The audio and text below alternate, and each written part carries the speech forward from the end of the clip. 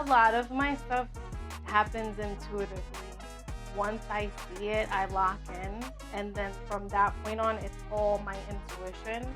My name's Rubi Rodriguez, and this is Independent Artist.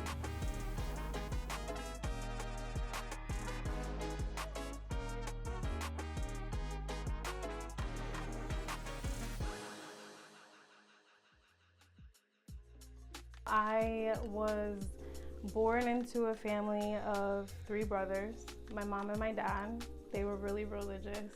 They were really strict parents, but we overall had like a really happy home. They were really hardworking people, so they were first generation here in America. They were from Puerto Rico, so technically citizens, but you know, coming here is a whole different ball game to them. Era una niña muy feliz. Su papá la quería muchísimo y yo también. Y se crió con mucho amor. El país la adoraba. I don't know, maybe when I was in school, I feel like I didn't really fit in too well. And I didn't really know like what my crowd was. Oh my God, I met Rubi in kindergarten way back in 1995 or 1996, one of those times. We had the same art classes. She was always very creative, and I think our friendship was based off of creativity. Like, she'll inspire me to do something new that I haven't done in like 20 years. Rubi has always been such a fantastic drawer. She's just had that inspiration always there. Yo creo que eso nace. Yo creo que es una cosa natural de ella, que le guste tanto las pinturas. Y como cuando ella era más pequeña, pues ella escribía poesía y leía muchos libros. Se pasaba leyendo libros todo el tiempo. My dad was an author, a musician, a poet. El libro que hizo es de la montaña. He was like a kindred soul. He was like very lively, very into the Puerto Rican culture, and just keeping that alive in us and making sure that we don't forget that, like, even if we were born here, that we don't forget where our roots are. A lot of times I couldn't sleep at night, and he couldn't sleep at night either, so a lot of times we kind of like connected by like waking up in the middle of the night, and he would be on his typewriter, like old school type of typewriter. When my father passed away, I think that I kind of like hit a complete 360 and just kind of had to grow up. Mi padre ya hace 9 años que él falleció. No sé cómo expresarme de eso, pero sí, él era un hombre que escribía, siempre se pasaba escribiendo, pero sí era una persona que era escritor de novelas, de todo. His medium was really paper, like anything that he can do on paper.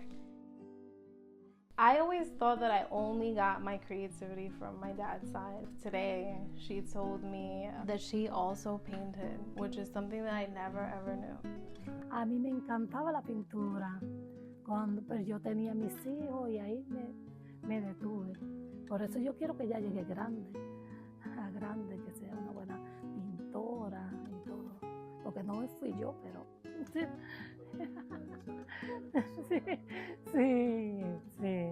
But she said that she would put me in the crib and she would put like all types of beautiful things close to me, and I was like, Mom, stop, like I have makeup on, you're gonna make me cry. But it is funny because that painting is about the way women sometimes sacrifice so much that they lose themselves.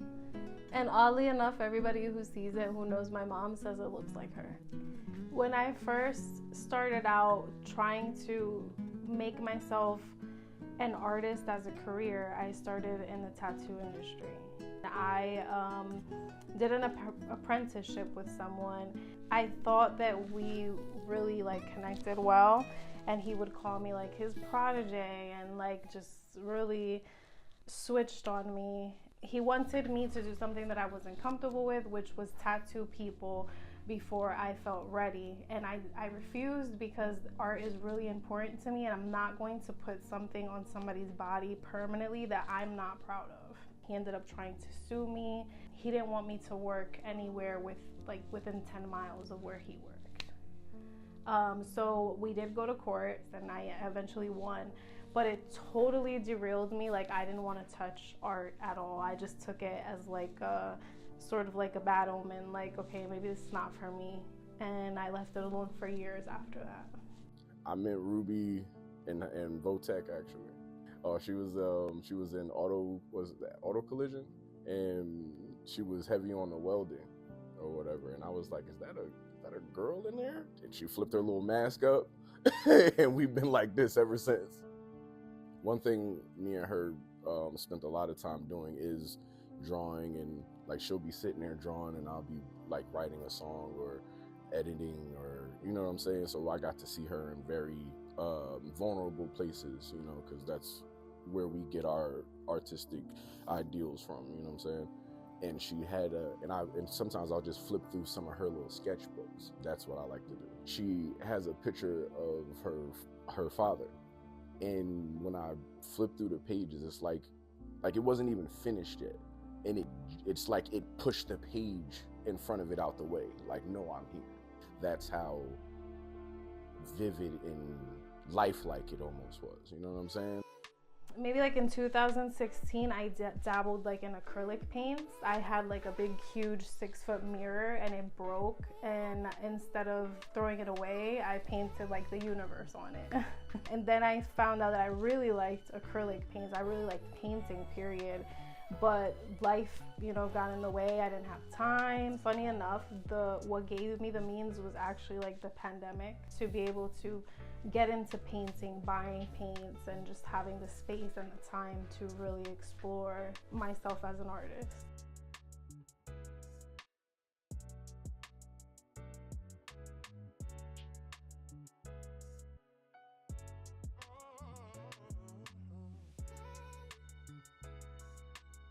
We met 5 years ago online. We talked for a few weeks, and we actually ended up having our first date at PJ Willenhans. Like, when I first met her, she was telling me about how she was into tattooing and stuff like that, and she was showing me a lot of drawings. In our conversations, I saw how passionate she was. Yeah, it does. I do have a rhythm to it. It's kind of hard even for me to understand, I think, but I do have like a vision, like a loose vision in my head. I would say, in my own words, when she doesn't know what she wants to create is when she does her best work. So we like to call it controlled chaos. And she's just like, I don't know what to do with this. I'm like, babe, just get creative. Just do what you do. A lot of my stuff happens intuitively.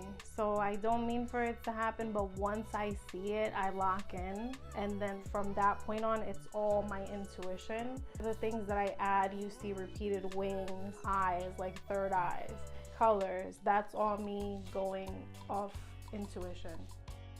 The whole piece was really about experimentation and pushing my own boundaries and seeing how much I could like complicate something. I know that probably sounds really weird, trying to push myself and create something different.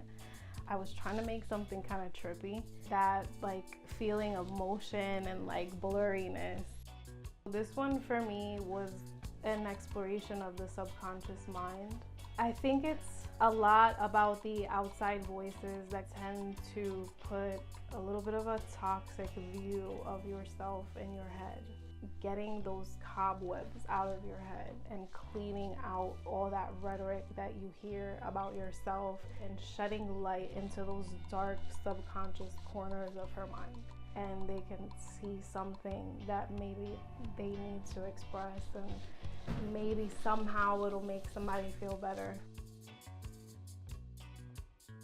When I think about Puerto Rican indigenous culture, I think of something called the paper genocide, a census that they did where they said that Tainos went completely extinct, that we didn't exist anymore.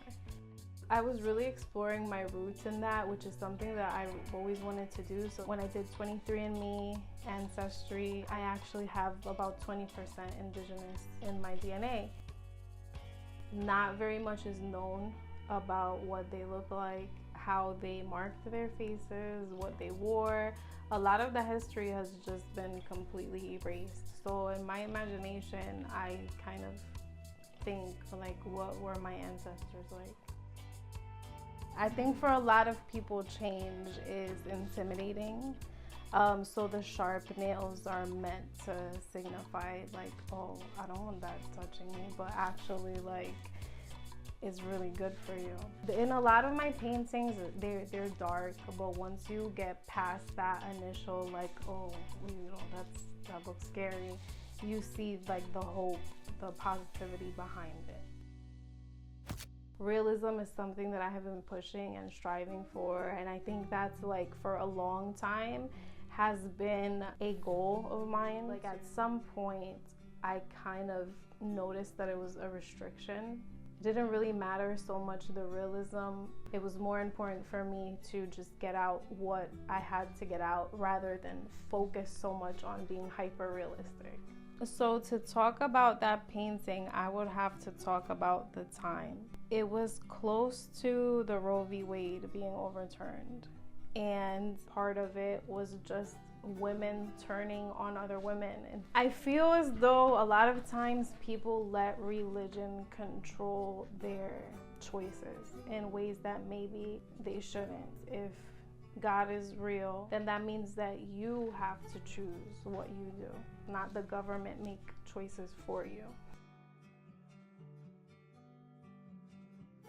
That was after the overturning of Roe v. Wade. The face is covered because I think many women were in mourning, just having that right taken away from us after so many women have tried so hard for our rights. And I typically do not do anything that has any political ties or anything like that, but I think that one hit me hard enough where I had to create something. And I think that was kind of doing my part in reflecting in what was happening at that time. I don't think that we are anybody to judge anyone for doing anything.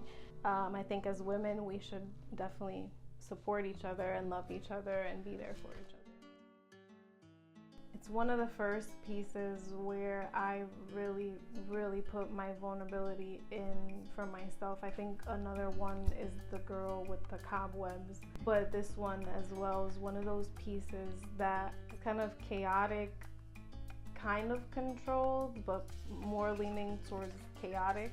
A lot of symbolism of things that I was feeling and kind of battling through in my own mind. There is this artist, her name is Talia Staten, and she creates like a lot of wings that I just fell in love with in her work, and I thought it was just brilliant. I kind of wanted to take a piece of that and put it into my art. This was made at a more calm time when I was more decided of being calm, of being poised and not being out of control. When I go into the color palette, I think more muted and pastel color makes me feel calmer. That is like really opposed to her contrasting colors and how, I guess, bold she looks. It kind of speaks to that naiveness that people can have when dealing with each other, and kind of like the price that you pay for looking past certain things or wanting to see things with rose-colored glasses on. Abstract, yet meaningful. You know what I'm saying? Like it's the finite details that people miss every day. You know what I'm saying? She finds a way to encapsulate them and express them through her painting. I was more focused on color and how it relates to mood. There's a famous artist, Gustav Klimt, and he uses like these patterns that I think are just beautiful. So I think I was playing around with patterns. I think I just got angry and tired one day and I just ripped her. Like, this is not going anywhere. And then as soon as I ripped her, I regretted it and said, no, I'm not gonna put this to waste. So instead of wasting her and just throwing her away, I repurposed her, and I think that she was sitting in a pile of things for a reason. If her work was hidden among 100 other artworks, I could pick out which ones are Rubi's, not just because of her signature. When you think of a beach, you think of relaxing by the beach, but you also think of a storm and drowning in that beach. You know what I mean? Like the two can exist in one place. That same serenity that you can feel in one place, you can feel that same turbulence and chaos and everything. So I think she really signifies that duality. I think I really want to see if I can get gallery representation, and I think not so much to sell, but to put my voice into the world. But also, I really wouldn't mind teaching. Que siga para adelante y no se detenga. Me encanta como ella hace su pintura y yo le doy el apoyo para que ella siga hacia adelante. I haven't met many people who are able to really like be the embodiment of an artist. You know what I'm saying? Like at its very like pinnacle in its rawest form, from welding to painting to drawing to tattooing. It's like, I don't think there's a limit. Anybody who has like an understanding of art, just an understanding of what it means, like you can see the passion seeping through her work. Every brush stroke is just magnificent. I think the possibilities are endless with her, like graphic design, doing murals and things like that. I just want to see her succeed and grow, get into more stuff, because there are going to be times where, you know, she's feeling down, she's not into it. Just be there for her in every way possible, just to kind of like keep her pushing, you know what I mean? What you have to say is important, and even if you think that it's not, even if you think that nobody wants to hear what you have to say, even if it resonates with one single person, it's worth it.